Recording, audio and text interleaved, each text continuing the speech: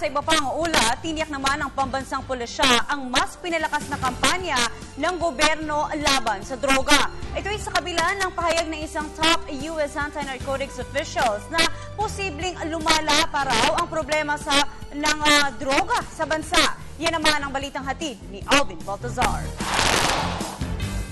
Ipinagpauna ng isang mataas na opisyal ng U.S. International Narcotics and Law Enforcement Affairs ang posibleng paglala ng illegal drug problem sa bansa.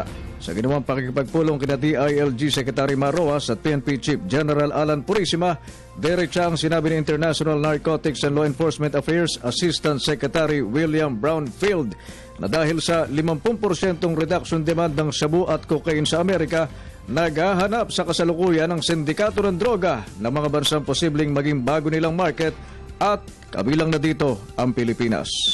The drug trafficking organizations will look for new opportunities. Some will go east into Western Europe, but some will be looking for new market in East Asia. The Philippines is a victim of geography in that regard. They sit geographically at the point of entry for product that is coming from South America or Latin America.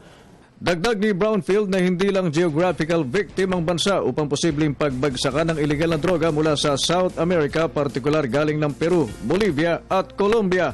Ang nakakalungkot ayon sa US official, nakakadagdag sa problema ng droga sa Pilipinas ang galaw ng iba't ibang sindikato ng droga na nag-ooperate dito sa bansa na ang target ay mapasok hindi lang ang komunidad kundi pati ang mismong mga ahensya na dapat sana'y sumusugpo sa iligal na droga.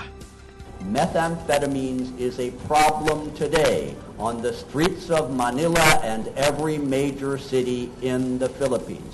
Ang nakikitang solusyon ng US, palakasin ang kapabilidad ng Maritime at Coast Guard ng Pilipinas, pero kung ayuda ang pag-uusapan, doon niya sila sa resources, kaya dapat pag-isipan ng gobyerno kung alin sa dalawa ang pagkakalooban ng tulong.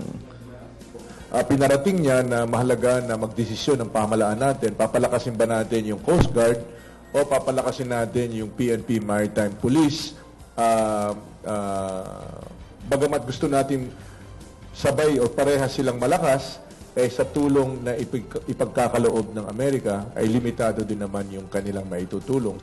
Para sa Telebisyon ng Bayan, Alvin Baltazar.